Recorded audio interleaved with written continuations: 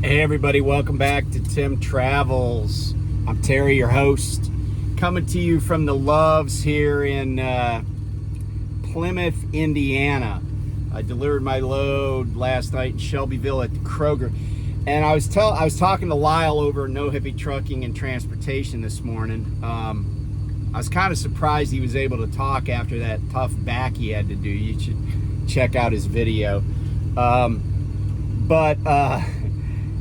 I was telling him that Kroger, like the guard shack, kind of sketch, but I got a door and I backed into the door and this woman comes out and she's from like the lumber company, and it's not Capstone, but she was like super easy to work with, super helpful. She just came to my truck, got my bills. She said, "We'll send you a relay code," and that went seamlessly, and I actually got my EFS code back like quickly. And then a gal came out to check to make sure I got the text, and then the original woman came out and brought me my bills. She's like, "You're all set," and I was like, "Okay, cool." You know, it was not a bad experience at all. I'm always, you know, with these grocery store companies like Albertsons and you know, I get what is it, CNS and some of these others. I'm always like, you know, that they have lumpers, and I was at a Meijer in Tip City, Ohio, that I will never go back to. I'll just decline the load, and in my company drivers can decline loads. But I was there for like 18 hours, and yeah. In fact, I was so, you know, like done with them that when I went to the gate, they didn't have an actual arm, so I just drove right out. I didn't even stop to let them look in my trailer. And some guy, it was like you see in the movies. I look in the rear view mirror, and some guy's like running out onto the pavement, you know, some security dude, and he's like hollering, and I'm like, yeah, whatever, dude. I was here for 18 hours. If you guys haven't figured out whether my trailer's empty, that's your problem. And so maybe I'm banned from there, which is fine by me. But like I said, Kroger, Shelbyville, Indiana, that was a good experience last night. So yeah, I wanted to stop, and I'll get to this in a minute I wanted to stop at this Love's north of Indianapolis on US 31 in Tipton, Indiana, but these clowns had the entire exit closed. They were working on the bridge, and most of that road is not like interstate or controlled access, but there's a Mopar plant there and at that exit, and then also the Loves, and really that's all that's there. And that the exit part of it is fairly new.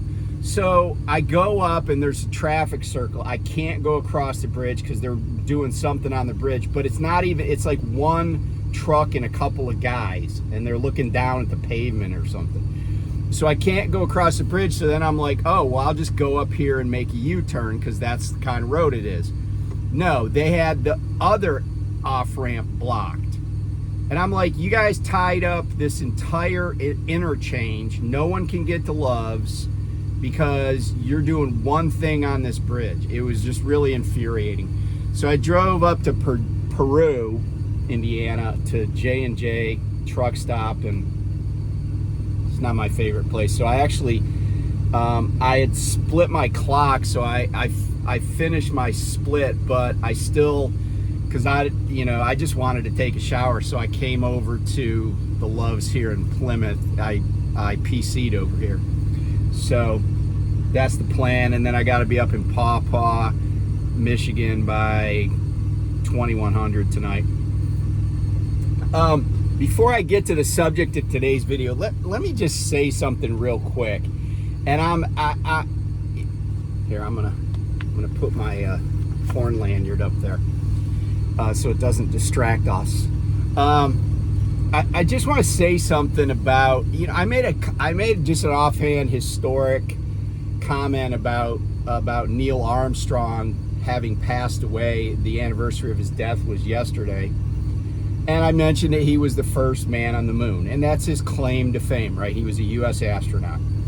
And invariably, when I mention the moon landing, which was a significant event in United States history, I get a bunch of people that are saying, oh, that never happened. The technology, the science, blah, blah, blah. And, here's the thing. I'm not a sciencey person, per se.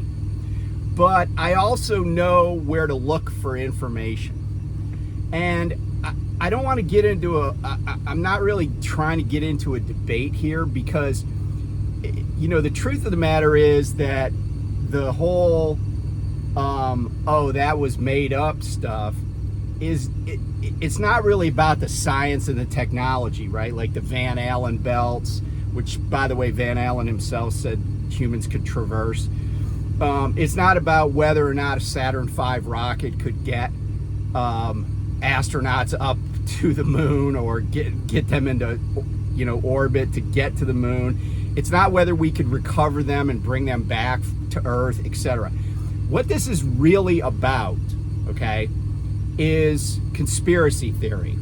What it's really about is people that want you and I to not believe what we know to be true, or not believe what's reported to us or information given to us. What they're doing is they took this huge, enormous event that millions of people, maybe hundreds of millions around the world, watched on TV and watched live. And it, by the way, it was also a huge part of the Cold War, right? Kennedy, in his inaugural address in January of 1961, says, we want to put a man on the moon by the end of this decade. And he said decade, I think, but I say decade. And that was the goal, right? Like, that was the mission of NASA and, the space program. But it was a race against the Soviet Union, right? They were going into space. They put the first man into, high Earth orbit, or whatever it's called, Yuri Gagarin. And so we were like, we cannot lose this, right? Because it was about ideology. It was about communism versus freedom, right? Democracy, capitalism, maybe. But it was us. It was the good guys against the bad guys. It was the Western world against, the United States against the Soviet Union, right?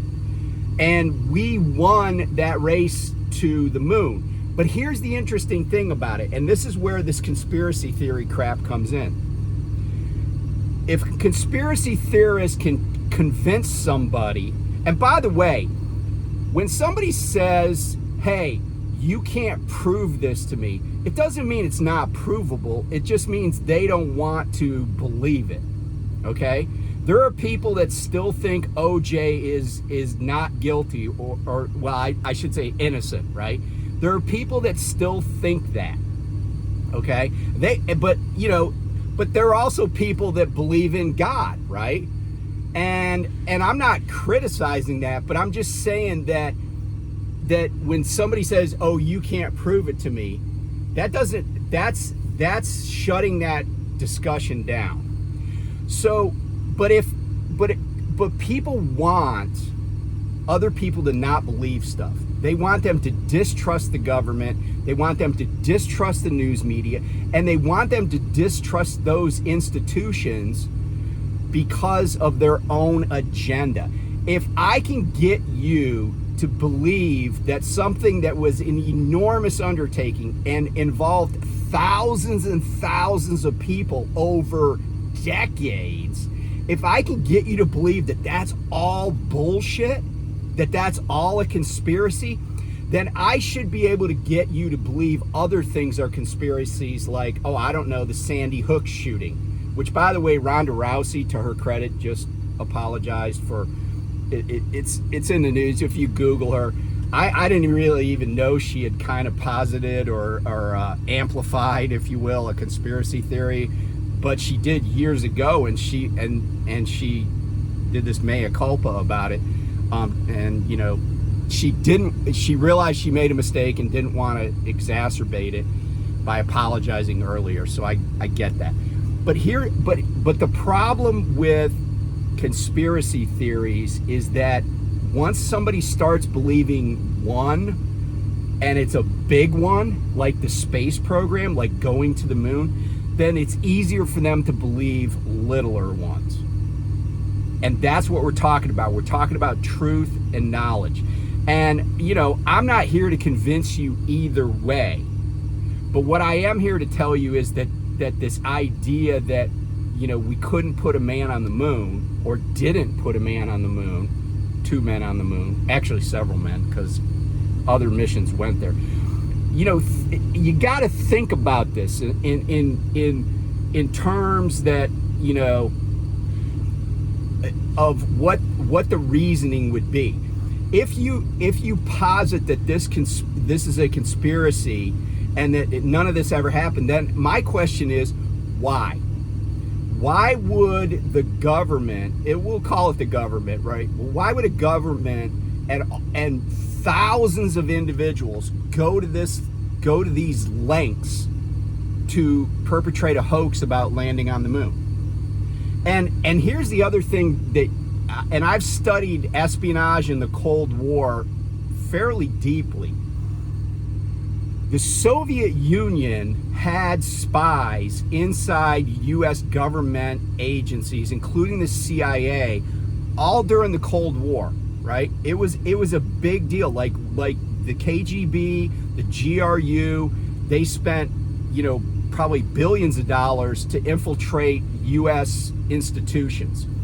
Do you think for 1 second that the Soviet Union didn't believe that we went to the moon? Because they had people inside the administrations of U.S. presidents. They had people in U.S. industry. I mean, the way the Russians got a nuclear weapons program is by stealing the secrets from us, right?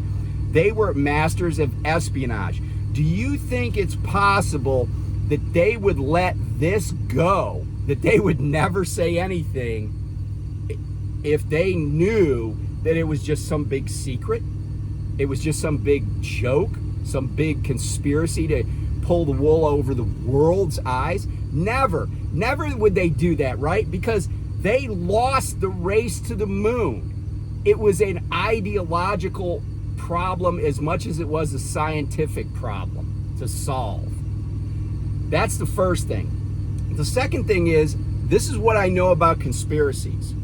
Conspiracies are really, really hard to keep under wraps. And the more people you have involved, the harder it is. If you don't know who Joe Valachi is, you might want to Google him, if you believe in Google. Joe Valachi was a mobster who testified to Congress and basically revealed the existence of the Cosa Nostra, right? La Cosa Nostra was a huge, huge conspiracy, considering the number of people. And it was still at its height, probably only a few thousand people had direct knowledge and involvement in La Cosa Nostra. So that would have been anybody that was that was a made man in the mafia, plus their associates. But even the associates wouldn't necessarily have known the extent of it, right? Because people's identity, like who was even in it, was kept secret. And, eventually stuff leaked out. Eventually the government got better technology, wiretaps and all sorts of stuff. And they started catching people talking about it behind closed doors. I mean, that's it. But that was a big conspiracy. And in fact, J. Edgar Hoover, the longtime director of the FBI, denied the existence of the mob, of the mafia, for many, many, many years because he knew they couldn't infiltrate it. But every conspiracy comes to, that point. Almost every conspiracy comes to that point.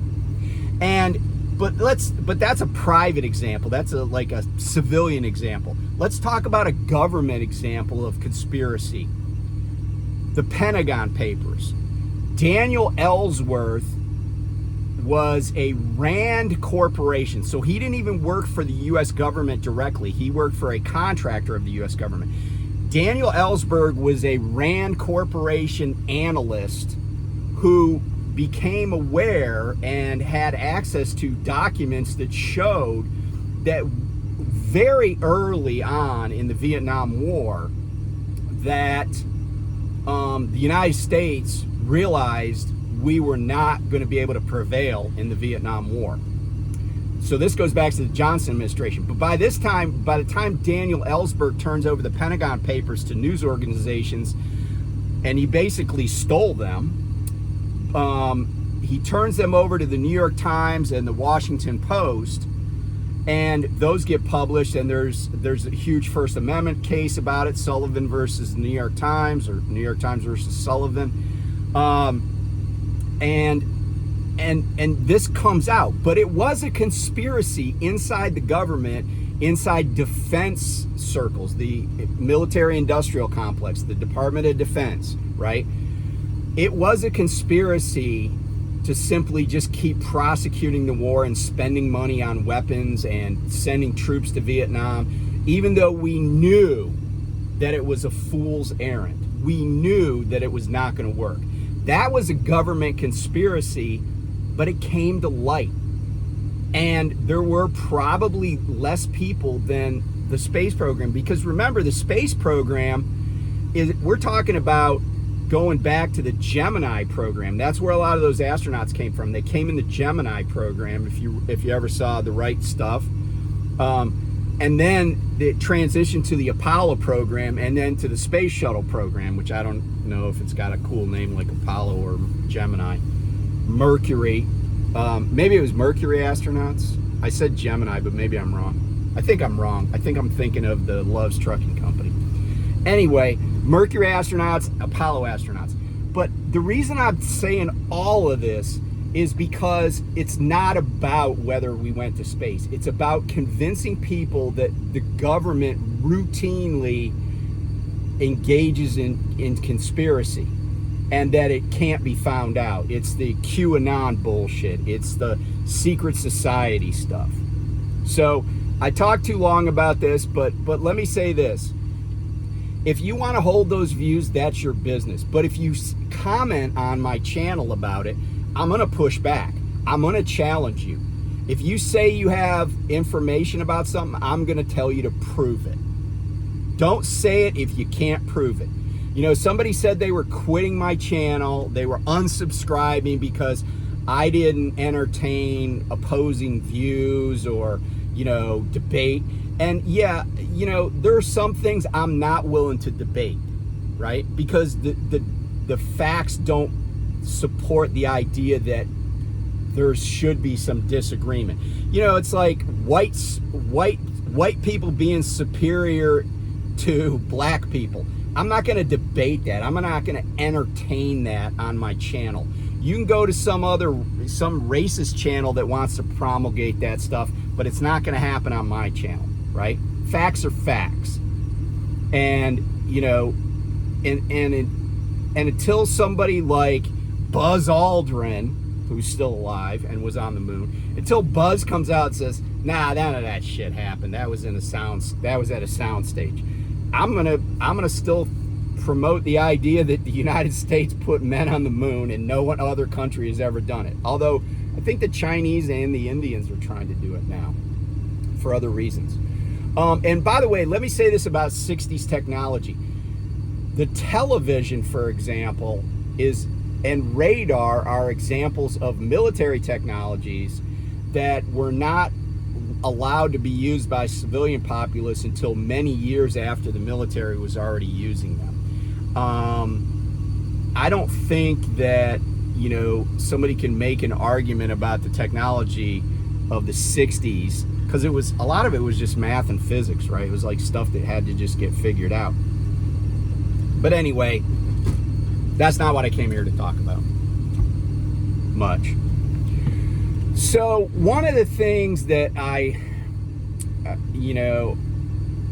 come across is that a lot of people come into trucking and, they're thinking about coming into trucking. Hold on one second.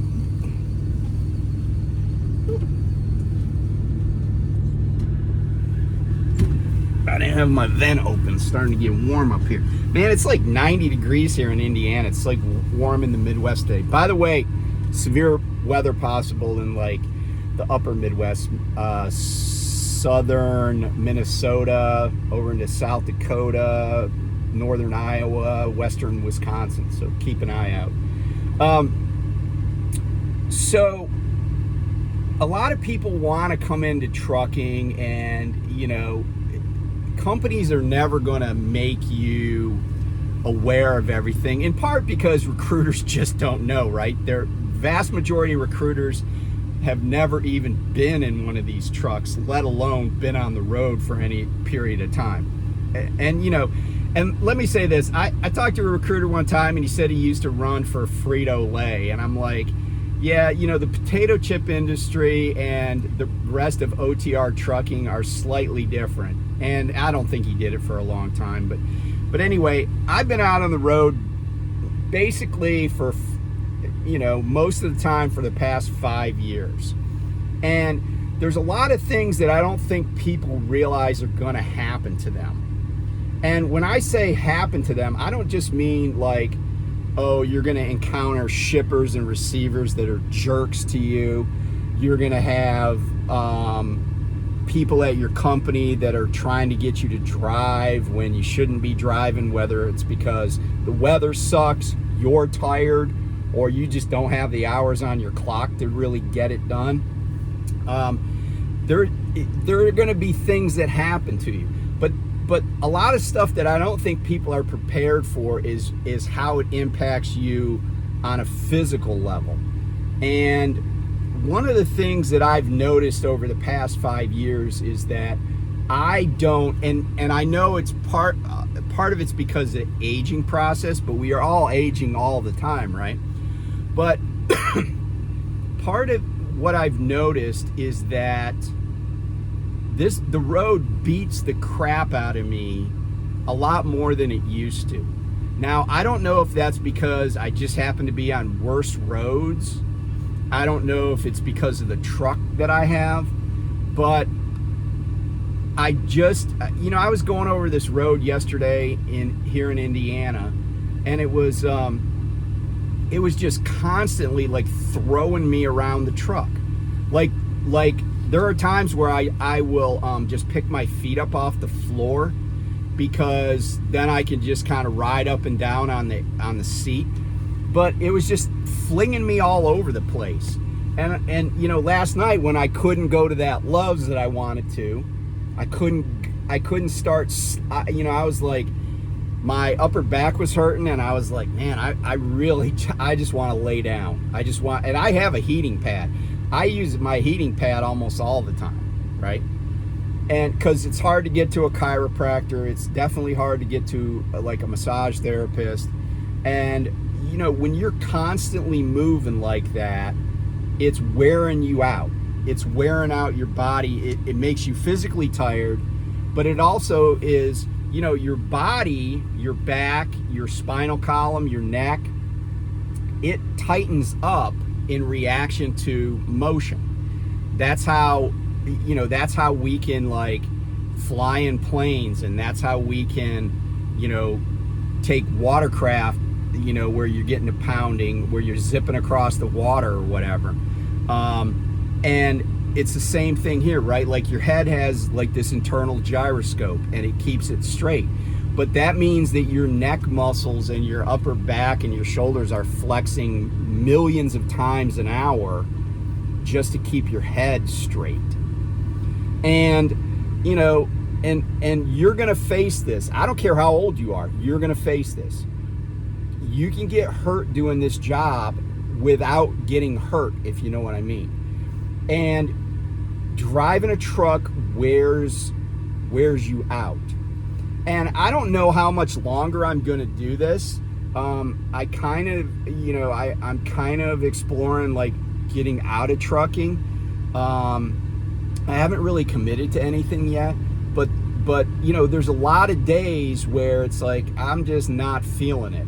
I'm feeling it, but I'm not feeling it. And yesterday, I didn't have any issues at the receiver. I just was like, oh, I got 4 hours I can drive. I'm gonna drive up to this Love's in Tipton,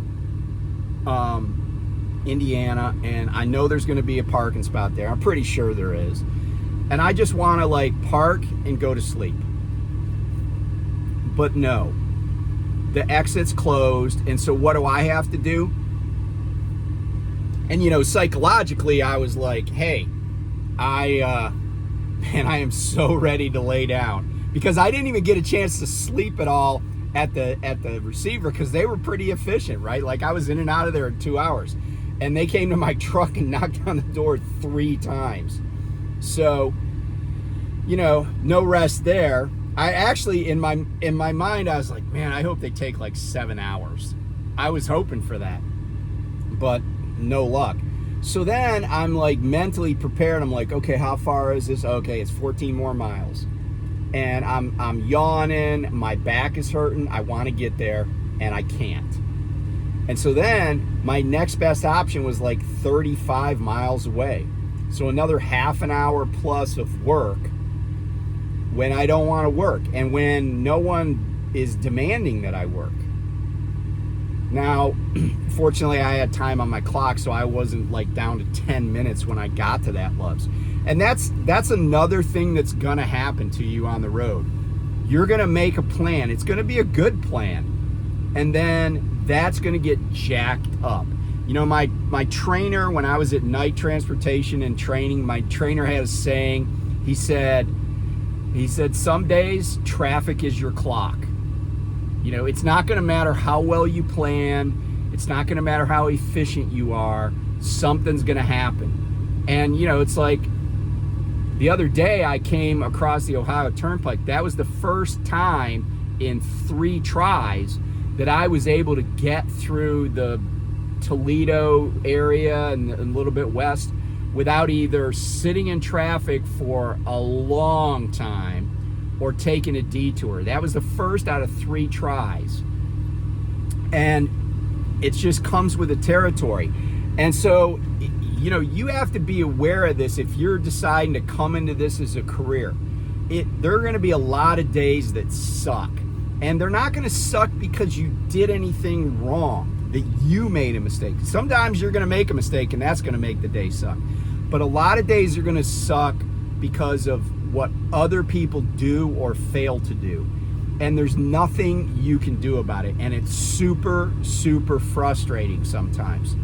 I was just like, I couldn't have hated anybody more than I hated those construction workers last night who blocked that whole interchange off so they could work on one little area on the bridge. Because if they just said, oh, the bridge is blocked off, I'd have been like, okay, I could just go up and come around. But they blocked everything off. And that was just ridiculous, in my opinion. Now, maybe there's some compelling reason that I don't get because I'm not some road construction worker, but it just seemed really lame to me. And, it's really easy to get demoralized on the road. It's really easy to be lonely on the road. It's really easy to let the road eat you up instead of you eating the road up. And, eating the road up is how you make money in trucking. And when you can't do that, then it feels like the road's eating you.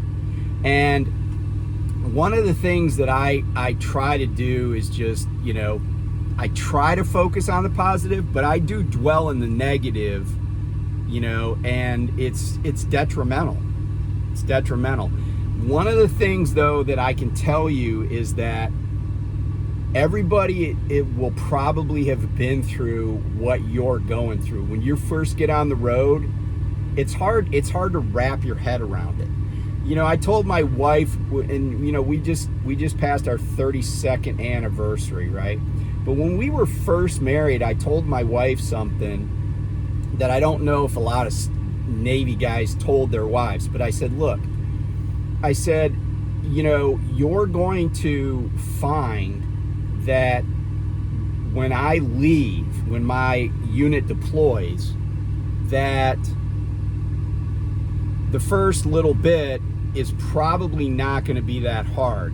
And then at some point, and it might be 3 weeks into it, or it might be 6 weeks into a deployment, but it's going to hit you like a ton of bricks that he hasn't been home for 6 weeks, and he's not going to be home for another 4.5 months.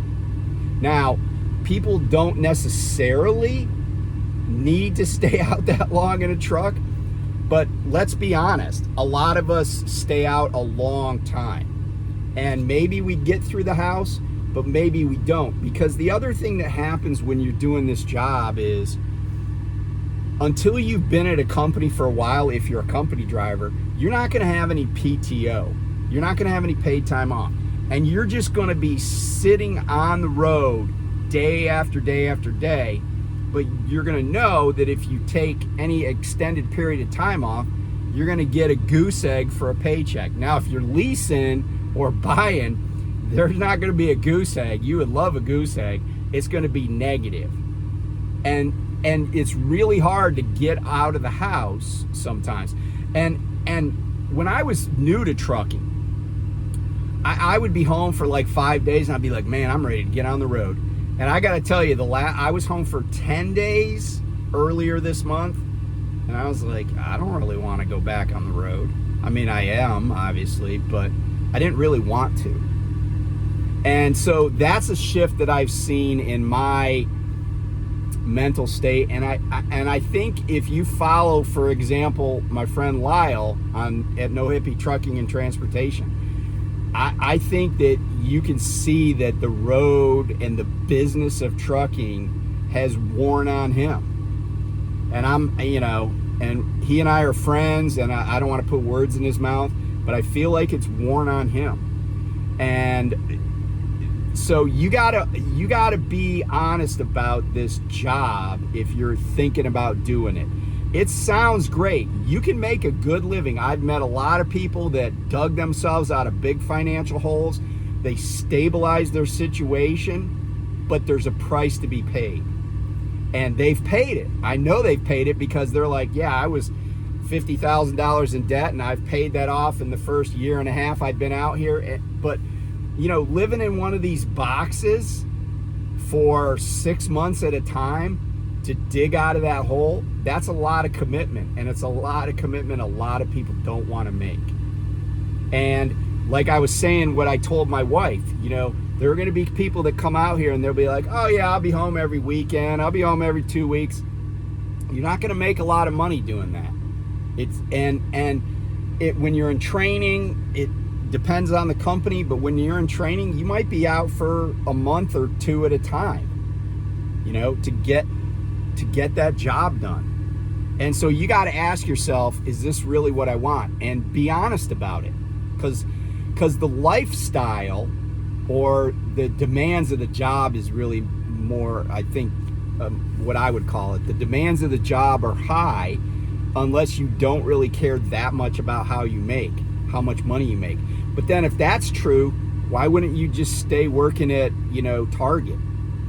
If you don't really care how much you make, because then you could at least be home. And so I just encourage people to, if you're coming out here, and it doesn't have to be a lifetime. I see these guys that say they've been at the same company or been on the road for 35 years, and I'm like, geez, I enjoy driving. I enjoy being in the truck. I enjoy going different places, and I'm grateful for all that experience.